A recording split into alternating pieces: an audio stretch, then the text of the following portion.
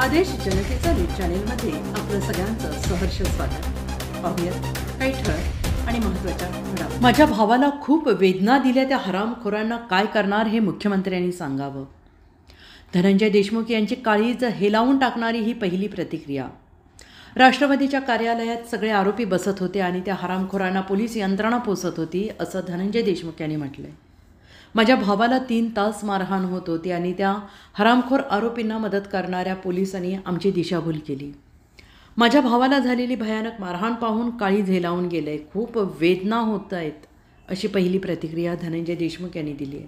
माझ्या भावाला खूप वेदना दिल्या, आता त्या हरामखोरांवर काय कारवाई करणार हे मुख्यमंत्र्यांनी सांगावं अशी संतापजनक प्रतिक्रिया त्यांनी दिली आहे। संतोष देशमुख यांना मारहाण करतानाचे फोटो ABP माझा यांच्या हाती लागलेले आहेत। त्यानंतर धनंजय देशमुख यांनी ही प्रतिक्रिया दिली आहे। यावेळी धनंजय देशमुख यांना अश्रू अनावर झाले।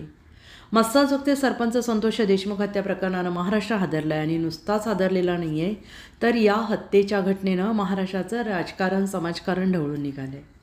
या प्रकरणी आरोपपत्र देखील दाखल झालं। आता आरोपींच्या क्रौर्याचा सर्वात मोठा पुरावा ABP माझाच्या हाती लागला आहे।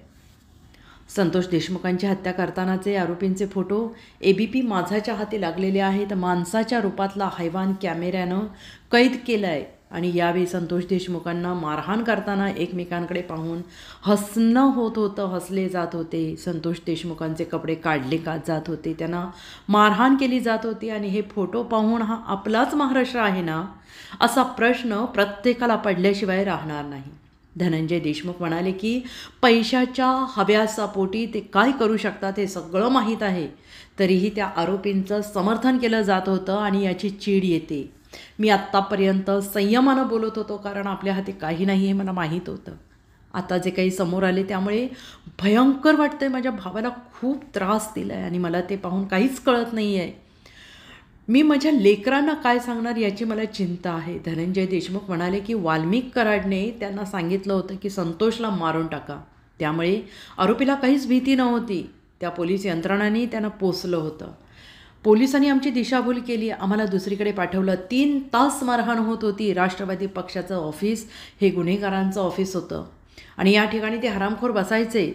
पोलीस यंत्रणेला माहीत होतं की ते सराईत गुन्हेगार आहेत आणि या प्रकरणी आरोपी आणि पोलिसांवर काय कारवाई करणार याचं उत्तर मुख्यमंत्र्यांनी द्यावं अशी मागणी धनंजय देशमुख